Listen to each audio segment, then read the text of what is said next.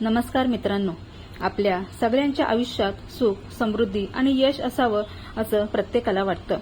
पण तुम्हाला माहित आहे का, वर्षात एक असा दिव्य दिवस आणि एक चमत्कारिक दिवस येतो ज्या दिवशी केलेलं प्रत्येक चांगलं कर्म, प्रत्येक दान, प्रत्येक प्रार्थना अक्षय्य म्हणजेच कधीही न संपणारं बनतं. होय, तो पवित्र दिवस म्हणजे अक्षय तृतीया. असं मानलं जातं की या दिवशी देव स्वतः पृथ्वीवर आपला कृपा वर्षाव करतात. या दिवशी केलेली पूजा, जप, दान याचं फळ अनंत पटींनी वाढून आपल्याला मिळतं.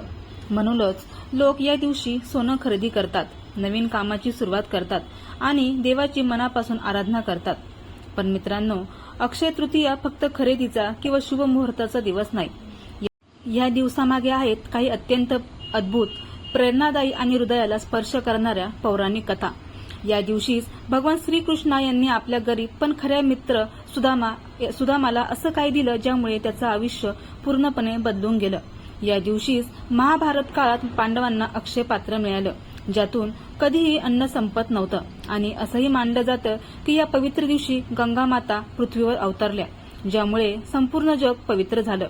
म्हणजेच अक्षय तृतीया हा फक्त एक सण नाही, तो आहे श्रद्धेचा, विश्वासाचा आणि देवाच्या कृपेचा अनुभव घेण्याचा दिवस. आजच्या या व्हिडिओमध्ये आपण जाणून घेणार आहोत की अक्षय तृतीयेच्या या सगळ्या अद्भुत कथा, त्यामागचं गूढ आणि या दिवशी काय केल्याने आपल्या आयुष्यात खऱ्या अर्थाने सुख समृद्धी येऊ शकते. म्हणून व्हिडिओ शेवटपर्यंत नक्की बघा, कारण कदाचित आज तुम्हाला अशी काही गोष्ट कळेल जी तुमचं नशीब बदलू शकते. चला तर मग व्हिडिओला सुरुवात करूया. आता आपण बघूया अक्षय पात्राची कथा. पांडव जेव्हा 12 वर्षाच्या वनवासात होते तेव्हा त्यांच्यासमोर एक मोठे संकट उभे राहिले. युधिष्ठिर हा अत्यंत धर्मपरायण आणि दानशूर राजा होता. त्यांच्या आश्रमात दररोज शेकडो ब्राह्मण आणि ऋषीमुनी दर्शनासाठी येत असत. पण जंगलात राहणाऱ्या पांडवांकडे एवढ्या लोकांच्या भोजनाची कोणतीही कायमस्वरूपी सोय नव्हती. पाहुण्यांचा सत्कार करता येत नाही या विचाराने युधिष्ठिर अत्यंत दुःखी झाला. तेव्हा धौम्य ऋषींनी त्याला सल्ला दिला की त्याने सूर्यदेवाची उपासना करावी. युधिष्ठिराने कठोर तपश्चर्या केली. त्याच्या भक्तीवर प्रसन्न होऊन भगवान सूर्य प्रगट झाले. त्यांनी युधिष्ठिराला एक तांब्याचे पात्र दिले आणि म्हटले, हे युधिष्ठिरा, हे अक्षय पात्र घे. पुढील 12 वर्ष जोपर्यंत द्रौपदी जेवत नाही तोपर्यंत या पात्रातील अन्नाचा साठा कधीही संपणार नाही. यातून तू हव्या तितक्या लोकांना भोजन देऊ शकशील. या पात्रामुळे पांडवांची अन्नाची चिंता मिटली. दररोज द्रौपदी सर्वांना पोटभर जीव घालायची आणि सर्वांत शेवटी ती स्वतः जेवायची. दुसरीकडे हस्तिनापुरात बसलेला दुर्योधन पांडवांच्या सुखावर जळत होता. त्याला समजले की अक्षय पात्रामुळे पांडव ऋषी मुनींची चांगली सेवा करत आहे. पांडवांना संकटात टाकण्यासाठी त्याने एक योजना आखली. एकदा दुर्वास ऋषी जे त्याच्या रागीट स्वभावासाठी प्रसिद्ध होते ते आपल्या 10,000 शिष्यांसह दुर्योधनाकडे आले. दुर्योधनाने त्यांची खूप सेवा केली आणि त्यांना विनंती केली, ऋषीवर, आपण जसा माझा पाहुणचार स्वीकारला तसाच तो माझ्या वनवासात असलेल्या भावांचा म्हणजेच पांडवांचा देखील स्वीकारावा. पण कृपया तिथे तेव्हाच जा जेव्हा द्रौपदीचे जेवण झाले असेल. दुर्योधनाला माहीत होते की द्रौपदी जेवली की अक्षय पात्र त्या दिवसापुरते रिकामे होते. दुर्वास ऋषी आपल्या शिष्यांसह पांडवाच्या आश्रमात पोहोचले. युधिष्ठिराने त्यांचे स्वागत केले. ऋषींनी सांगितले की ती नदीवर स्नान करून येतात तोवर भोजनाची तयारी ठेवावी. पांडव चिंतेत पडले, कारण द्रौपदीचे जेवण नुकतेच झाले होते आणि अक्षय पात्र आता रिकामे होते. हजारो ऋषींना जेवण मिळाले नाही तर ते शाप देतील या भीतीने द्रौपदीने कृष्णाचा धावा केला. श्रीकृष्ण तेथे प्रगट झाले आणि त्यांनी द्रौपदीला विचारले, सखे, मला खूप भूक लागली आहे, आधी मला काहीतरी खायला दे. द्रौपदी रडत म्हणाली, कृष्णा, पात्र तर रिकामे आहे, मी तुला काय देऊ. कृष्णाने हसत हसत ते पात्र हातात घेतले. त्याला पात्राच्या एका कोपऱ्यात एक छोटासा भाताचा कण आणि भाजीचे पान चिकटलेले दिसले. कृष्णाने ते कण तोंडात टाकलं आणि म्हणाला, याने संपूर्ण विश्वाची भूक शमली जाओ. तिकडे नदीवर स्नान करत असलेल्या दुर्वास ऋषींना आणि त्याच्या 10,000 शिष्यांचे पोट अचानक गळ्यापर्यंत भरल्यासारखे वाटू लागले. त्यांना इतकी तृप्ती झाली की त्यांना आता अन्नाचा घासही नकोसा वाटला. त्यांना वाटले की जर आपण आश्रमात गेलो आणि जेवू शकलो नाही तर युधिष्ठिराचा अपमान होईल, म्हणून ते न सांगताच तिथून निघून गेले. अशा प्रकारे कृष्णाने अक्षय पात्राच्या माध्यमातून पांडवांचे रक्षण केले. आता दुसरी कथा आहे ती म्हणजे गंगा अवतरण कथा. प्राचीन काळी अयोध्या नगरीत सगर नावाचा एक महान चक्रवर्ती राजा राज्य करत होता. त्याला 2 राण्या होत्या. एका राणीपासून त्याला एक पुत्र होता तर दुसऱ्या राणीपासून 60,000 पुत्र होते. राजा सगराने आपली सत्ता आणि सामर्थ्य सिद्ध करण्यासाठी अश्वमेध यज्ञ करण्याचे ठरवले. यज्ञाचा घोडा हा तिन्ही लोकांत फिरणार होता. स्वर्गाचा राजा इंद्र याला भीती वाटली की जर राजा सगराचा यज्ञ यशस्वी झाला तर तो इंद्राचे सिंहासन हिसकावून घेईल. म्हणून इंद्राने कपटाने तो घोडा चोरला आणि पाताळ लोकांत जिथे कपिल मुनी तपश्चर्या करत होते तिथे नेऊन बांधला. घोडा हरवल्याचे समजताच राजा सगराचे 60,000 पुत्र शोधार्थ निघाले. संपूर्ण पृथ्वी ढुंडाळून त्यांनी पाताळ गाठले. तिथे त्यांना कपिल मुनींच्या आश्रमात घोडा दिसला. मुनी ध्यानस्थ होते, पण पुत्रांना वाटले की यांनीच घोडा चोरला आहे. त्यांनी मुनींचा अपमान केला आणि त्यांच्यावर हल्ला करण्याचा प्रयत्न केला. अनेक वर्षांची तपश्चर्या करणाऱ्या कपिल मुनींनी रागाने डोळे उघडले. त्यांच्या डोळ्यांतील तेजाने राजा सगराचे 60,000 पुत्र क्षणार्धात जळून भस्म झाले. त्यांचे आत्मे तिथेच अडकले, कारण त्यांच्यावर अंत्यसंस्कार झाले नव्हते. राजा सगराचा नातू अंशुमन आणि त्यानंतर दिलीप यांनी आपल्या पूर्वजांच्या आत्म्यांना मुक्ती मिळावी म्हणून खूप प्रयत्न केले. कपिल मुनींनी सांगितले होते की जर स्वर्गातील गंगा पृथ्वीवर येईल आणि तिच्या पवित्र जलाचा स्पर्श या राखेला होईल तरच या 60,000 पुत्रांना मोक्ष मिळेल. पण स्वर्गातील गंगेला पृथ्वीवर आणणे अशक्य कोटीतील काम होते. राजा दिलीपचा पुत्र भगीरथ याने ठरवले की काहीही झाले तरी मी गंगेला पृथ्वीवर आणणारच. त्याने आपले राज्य मंत्र्यांच्या स्वाधीन केले आणि हिमालयातील गोकर्ण तीर्थावर जाऊन कठोर तपश्चर्या सुरू केली. उन्हाळा, पावसाळा, हिवाळा अशा अनेक ऋतूंमध्ये त्याने अन्न पाणी सोडून केवळ वायू भक्षण करून ब्रह्मदेवाची आराधना केली. नंतर अनेक वर्षांनंतर ब्रह्मदेव प्रसन्न झाले. ते म्हणाले, भगीरथा, तुझी इच्छा मी पूर्ण करेन, पण गंगेचा वेग इतका प्रचंड आहे की तो तू सोसू शकणार नाही. यासाठी तुला भगवान शंकरांना प्रसन्न करावे लागेल, कारण केवळ तेच आपल्या जटांमध्ये गंगेला सामावू शकतात. भगीरथाने पुन्हा एकदा एका पायावर उभे राहून भगवान शंकरांची आराधना केली. महादेव प्रसन्न झाले आणि त्यांनी गंगेचा भार पेलण्याचे मान्य केले. पण आकाशगंगेला आपल्या शक्तीचा खूप अभिमान होता. तिला वाटले की मी इतक्या वेगाने खाली जाईल की शंकरांना सुद्धा माझ्यासोबत वाहून नेईल. अक्षय तृतीयेचा तो दिवस होता. गंगा मोठ्या गर्भाने स्वर्गातून खाली झेपावली, पण भगवान शंकरांनी तिचा अहंकार ओळखून आपले केस विखुरले. गंगा शिवशंकरांच्या जटांमध्ये अशा प्रकारे अडकली की तिला बाहेर पडायचा मार्गच सापडेना. ती अनेक वर्षे त्या जटांमध्ये फिरत राहिली. भगीरथाने पुन्हा विनवणी केल्यावर महादेवांनी आपल्या जटांतून गंगेची एक छोटी धार पृथ्वीवर सोडली. भगीरथ पुढे आपला दिव्य रथ चालवू लागला आणि गंगा त्याच्या मागे धावू लागली. वाटेत गंगेच्या प्रवाहामुळे जनु ऋषींचा आश्रम वाहून गेला. रागवलेल्या ऋषींनी गंगेला एका घोटात पिऊन टाकले. भगीरथाने पुन्हा प्रार्थना केली तेव्हा ऋषींनी आपल्या कानातून गंगेला वाट करून दिली. म्हणून गंगेला जान्हवी असे नाव पडले. शेवटी भागीरथ गंगेला घेऊन पाताळात त्या ठिकाणी पोहोचला जिथे त्यांच्या पूर्वजांची राख पडलेली होती. गंगेच्या पवित्र जलाचा स्पर्श होताच ते 60,000 पुत्र शापातून मुक्त झाले आणि त्यांना स्वर्गप्राप्ती झाली. या दिवशी गंगेचे पृथ्वीवर आगमन झाले म्हणून या दिवसाला अक्षय्य मानले जाते. या दिवशी गंगा स्नान केल्याने सर्व पापांतून मुक्ती मिळते अशी श्रद्धा आहे. आता तिसरी जी कथा आहे ती म्हणजे कुबेर आणि लक्ष्मीची कथा. अक्षय तृतीया म्हणजे असा दिवस ज्या दिवशी केलेले दान, धर्म आणि भक्ती कधीही संपत नाही, ते अक्षय राहते. पण तुम्हाला माहित आहे का की धनाची अधिपती असलेल्या कुबेराला सुद्धा एकदा आपल्या संपत्तीचा गर्व झाला होता आणि माता लक्ष्मीने त्यांचा हा गर्व कसा उतरवला, चला तर जाणून घेऊया ही पौराणिक कथा. कुबेरदेव हे रावणाचे सावत्र भाऊ आणि देवांचे खजिनदार. त्यांनी कठोर तपश्चर्या करून भगवान शंकरांकडून धनपती होण्याचे वरदान मिळवले होते. त्यांनी हिमालयावर अलकापुरी नावाची सोन्याची नगरी वसवली होती.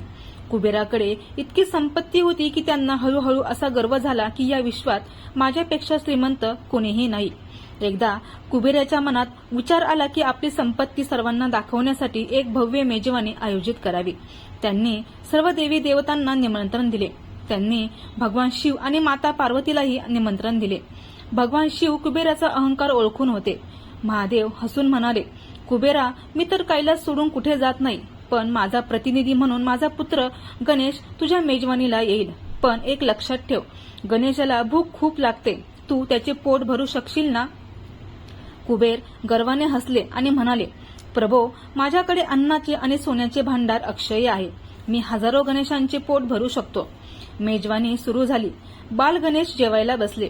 कुबेराच्या सेवकांनी एका पाठोपाठ एक पक्वान्ने आणायला सुरुवात केली. पण आश्चर्य असे की गणेश जे काही समोर येईल ते क्षणार्धात फस्त करत होते. काही वेळातच कुबेराच्या स्वयंपाकघरातील सर्व अन्न संपले. पण गणेशाची भूक काही शमेना. गणेश म्हणाले, कुबेरदेव अजून काही खाऊ द्या, माझी भूक अजून वाढली आहे.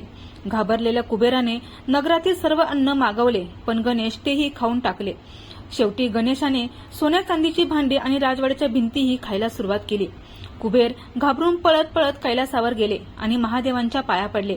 प्रभो, मला वाचवा, तुमचा मुलगा तर माझी पूर्ण नगरी खाऊन टाकेल. तेव्हा माता पार्वती तिथे आल्या. त्यांनी हसून गणेशाला एक तुळशीचे पान अर्पण केले. ते पान खाताच गणेशांची भूक शांत झाली. महादेवांनी कुबेराला समजावले, कुबेरा, तू तुझ्या संपत्तीच्या प्रदर्शनासाठी हा सोहळा केला होतास, श्रद्धेसाठी नाही. जिथे अहंकार असतो तिथे लक्ष्मी टिकत नाही. खऱ्या भक्तीने दिलेल्या एका तुळशीच्या पानाने जो तृप्त होतो तो अहंकाराने दिलेल्या सोन्याने होत नाही. कुबेराचे डोळे उघडले. त्यांनी आपला अहंकार सोडला आणि खऱ्या मनाने माता लक्ष्मीची आराधना केली. माता लक्ष्मी प्रसन्न झाली आणि तिने कुबेराला सांगितले की जो व्यक्ती अक्षय तृतीयेच्या दिवशी सोन्याची नव्हे तर माणुसकीची, दानाची आणि श्रद्धेची पूजा करेल त्याच्या घरी माझा वास सदैव राहील. असे मानले जाते की अक्षय तृतीयेला माता लक्ष्मी आणि कुबेराची एकत्रित पूजा केल्याने घरातील दारिद्र्य दूर होते आणि सुख समृद्धी अक्षय राहते. अक्षय तृतीयेला केवळ सोने खरेदी करणे महत्वाचे नाही, तर गरजूला अन्नदान करणे हे सर्वात मोठे पुण्य आहे. आता चौथी जी कथा आहे ती म्हणजे श्रीकृष्ण आणि सुदामा यांची. श्रीकृष्ण आणि सुदामा यांची मैत्री उज्जैनच्या सांदीपनी ऋषींच्या आश्रमात झाली. श्रीकृष्ण हे राजपुत्र होते, तर सुदामा एक गरीब ब्राह्मण कुटुंबातील होते. पण आश्रमात त्यांच्यामध्ये कोणताही भेदभाव नव्हता. दोघेही एकत्र गुरुसेवा करायचे आणि जंगलात सरपण लाकूड गोळा करायला जायचे. तिथेच त्यांच्या मैत्रीचा पाया रचला गेला. शिक्षण पूर्ण झाल्यावर श्रीकृष्ण द्वारकेचे राजा झाले, तर सुदामा आपल्या गावी परतले. सुदामाचे जीवन अत्यंत गरिबीत जात होते. त्याच्याकडे नीट राहायला घर नव्हते आणि मुलांना पोटभर अन्नही मिळत नसे. पण सुदामा समाधानी होते. ते सतत विष्णूंच्या नामस्मरणात मग्न असत. एकदा सुदाम्याची पत्नी सुशीला म्हणाली, स्वामी, तुमचे मित्र श्रीकृष्ण तर द्वारकेचे राजा आहेत. ते अत्यंत दयाळू आणि भक्तांचे कैवारी आहेत. तुम्ही एकदा त्यांना भेटायला का जात नाही? ते नक्कीच आपली मदत करतील. सुदाम्याला काही मागणे आवडत नव्हते, पण केवळ मित्राला भेटण्याच्या ओढीने त्यांनी द्वारकेला जाण्याचे ठरवले. मित्राकडे रिकाम्या हाताने कसे जायचे? सुदाम्याच्या घरात अन्नाचा दाणाही नव्हता. त्यांच्या पत्नीने शेजाऱ्यांकडून 4 मोठी पोहे मागून आणले आणि एका जुन्या फाटलेल्या कपड्यात बांधून सुदाम्याला दिले. हीच सुदाम्याची आपल्या मित्रासाठी अक्षय भेट होती. सुदामा जेव्हा द्वारकेच्या वेशीवर पोहोचले तेव्हा त्यांचे फाटके कपडे आणि दुबळी अवस्था पाहून रक्षक त्यांना आत सोडेनात. सुदाम्याने विनंती केली, फक्त सांगा की तुमचा मित्र सुदामा आला आहे. जेव्हा श्रीकृष्णाला सुदामा आल्याचे समजले तेव्हा ते राजसिंहासनावरून अनवाणी पायाने धावत सुटले. त्यांनी सुदाम्याला कडकडून मिठी मारली. द्वारकेचे राजे एका गरीब ब्राह्मणाचे पाय धुत आहेत हे पाहून सर्वजण थक्क झाले. श्रीकृष्णाने सुदाम्याला आपल्या सिंहासनावर बसवले. गप्पा मारताना श्रीकृष्णाने विचारले, मित्रा, माझ्यासाठी काय आणले आहेस? सुदामा लाजेने ते पोहे लपवू लागले, पण कृष्णाने ते पोहे ओळखून हिसकावून घेतले. कृष्णाने पहिली मूठ खाल्ली आणि सुदाम्याला पृथ्वीचे राज्य दिले. कृष्णाने दुसरी मूठ खाल्ली आणि सुदाम्याला स्वर्गलोकाचे वैभव दिले. जेव्हा कृष्ण तिसरी मूठ खाणार होते तेव्हा रुक्मिणीने त्यांचा हात धरला आणि म्हणाली, प्रभो, आता काय आम्हालाही सुदाम्याच्या घरी पाठवणार का? कृष्णाने सुदाम्याला काहीही विचारले नाही आणि सुदामेनेही काहीही मागितले नाही. काही दिवसांनी सुदामा निरोप घेऊन आपल्या गावी परतले. वाटेत त्यांना वाटत होते की घरी गेल्यावर पत्नीला काय सांगायचे. मी तर काहीच आणले नाही. पण जेव्हा ते आपल्या गावाच्या वेशीवर पोहोचले तिथे त्यांना आपली झोपडी दिसेना. तिथे एक भव्य सोन्याचा राजवाडा उभा होता. त्यांची पत्नी आणि मुले राजेशाही वस्त्रात त्यांचे स्वागत करायला उभी होती. सुदाम्याला समजले की ज्या दिवशी त्यांनी कृष्णाला ते पोहे दिले तो अक्षय तृतीयेचा दिवस. त्याच दिवशी त्यांच्या भाग्याचे दारिद्र्य कायमचे संपले होते. ही कथा आपल्याला सांगते की देव तुमच्या संपत्तीचा नाही तर तुमच्या भावाचा भुकेला असतो. सुदाम्याचे ते 4 मोठी पोहे कृष्णासाठी जगातील सर्वात मौल्यवान वस्तू होती. म्हणून अक्षय तृतीयेला दान करताना ते निस्वार्थ भावनेने करावे. आता पाचवी जी कथा आहे ती म्हणजे भगवान परशुराम यांची. अक्षय तृतीयेच्या दिवशी भगवान विष्णूंचा 6वा अवतार भगवान परशुराम यांचा जन्म झाला, म्हणून याला अनन्यसाधारण महत्त्व आहे. भगवान परशुरामांचा जन्म महर्षी जमदग्नी आणि माता रेणुका यांच्या पोटी झाला. ते भृगवंशाचे होते, म्हणून त्यांना भार्गव असेही म्हणतात. त्यांचे मूळ नाव राम होते. लहानपणापासूनच ते अत्यंत तेजस्वी आणि पराक्रमी होते. त्यांनी भगवान शिवशंकरांची कठोर तपस्या केली. त्यांच्या भक्तीवर प्रसन्न होऊन शंकरांनी त्यांना अभोग असे परशु प्रदान केले. हे शस्त्र धारण केल्यामुळे त्यांचे नाव परशुराम असे पडले. परशुराम हे जगातील अशा दुर्मिळ महापुरुषांपैकी एक आहेत जे ब्रह्मतेज आणि छत्रतेज या दोन्हींचे प्रतीक आहेत. ते ब्राह्मण कुळात जन्माला आले असूनही त्यांच्यात क्षत्रियांसारखेच अफाट शौर्य होते. त्यांना वेदांचे आणि उपनिषदांचे सखोल ज्ञान होते. ते धनुर्विद्ये आणि युद्धकलेतही सर्वश्रेष्ठ होते. परशुरामांच्या जीवनातील सर्वात महत्त्वाचा प्रसंग म्हणजे सहस्र अर्जुनाचा वध. सहस्र अर्जुन हा एक भक्तिशाली शक्तिशाली राजा होता, ज्याला त्याच्या 1000 हातांच्या बळाचा गर्व झाला होता. एकदा तो जमदग्नी ऋषींच्या आश्रमात आला. ऋषींकडे कामधेनू गाय होती. तिच्या मदतीने त्यांनी राजाच्या संपूर्ण सैन्यांचा पाहुणचार केला. लोभी सहस्र अर्जुनाने ती गाय मागितली, पण ऋषींनी नकार दिला. तेव्हा राजाने बळाचा वापर करून ती पळवून नेली आणि ऋषींचा अपमान केला. जेव्हा परशुराम आश्रमात परतले तेव्हा त्यांना हे समजले. त्यांनी एकट्याने सहस्र अर्जुनाच्या नगरीवर आक्रमण केले आणि त्याचा वध करून कामधेनू परत आणली. सहस्र अर्जुनाच्या मृत्यूनंतर त्याच्या पुत्रांनी सूड घेण्यासाठी आश्रमावर हल्ला केला आणि ध्यानस्थ बसलेल्या महर्षी जमदग्नीची हत्या केली. आपल्या पित्याचा झालेला हा अन्याय पाहून परशुराम अत्यंत क्रोधित झाले. त्यांनी प्रतिज्ञा केली की मी या पृथ्वीवरील सर्व अन्यायी आणि अत्याचारी क्षत्रियांचा नाश करेन. त्यांनी 21 वेळा पृथ्वी फिरून अधर्मी राजांचा पराभव केला. मात्र त्यांनी हे युद्ध कोणत्याही वैयक्तिक स्वार्थासाठी नाही तर धर्माच्या रक्षणासाठी केले होते. परशुरामांनी सर्व पृथ्वी जिंकल्यानंतर ती महर्षी कश्यपांना दान केली आणि स्वतःसाठी राहण्यास जागा नसल्याने समुद्राला मागे हटवण्याची आज्ञा केली. त्यांनी आपल्या धनुष्यातून बाण सोडून समुद्र मागे हटवला आणि जी भूमी निर्माण झाली तिला परशुराम क्षेत्र किंवा आजचे कोकण म्हटले जाते. म्हणूनच त्यांना कोकणचे सृष्टीकर्ता मानले जाते. हिंदू धर्मानुसार परशुराम हे सप्तचिरंजीवींमध्ये एक आहेत, म्हणजे ते आजही पृथ्वीवर सूक्ष्म रूपाने अस्तित्वात आहेत अशी श्रद्धा आहे. ते कलियुगाच्या शेवटी होणाऱ्या कल्की अवताराचे गुरु म्हणून कार्य करतील असे पुराणात सांगितले आहे. तर मित्रांनो, आज आपण अक्षय तृतीयेच्या निमित्ताने अक्षय पात्राचा महिमा, गंगा अवतरणाची जिद्द, लक्ष्मी कुबेराचा अहंकार, परशुरामांचे शौर्य आणि श्रीकृष्ण सुदाम्याची निस्वार्थ मैत्री या 5 अद्भुत कथा पाहिल्या. या कथा आपल्याला एकच शिकवण देतात की खरे वैभव हे केवळ सोन्या नाण्यात नसते, तर ते आपल्या कर्मात, भक्तीत आणि दातृत्वात असते. या अक्षय तृतीयेला आपणही संकल्प करूया की आपल्या हातून कोणाची तरी भले होईल आणि आपली ही पुण्यकर्मे अक्षय राहतील. तुम्हाला या 5 कथांपैकी सर्वात जास्त कोणती कथा मनाला भिडली कमेंट्समध्ये आम्हाला नक्की कळवा. जर तुम्हाला ही माहिती आणि आमचे प्रयत्न आवडले असतील तर या व्हिडिओला एक लाईक नक्की करा. हा व्हिडिओ तुमच्या मित्रपरिवारासोबत आणि व्हॉट्सअप ग्रुपवर शेअर करून त्यांनाही या पावन पर्वाचे महत्त्व सांगा. आणि हो, अशाच नवनवीन पौराणिक आणि प्रेरणादायी कथांसाठी आपल्या चॅनलला आत्ताच सबस्क्राईब करा आणि समोरील बेल आयकॉन दाबायला विसरू नका. तुम्हा सर्वांना अक्षय तृतीयेच्या खूप खूप शुभेच्छा. भेटूया पुढच्या एका नवीन आणि रंजक विषयासोबत. तोपर्यंत सर्वांना श्री स्वामी समर्थ. धन्यवाद.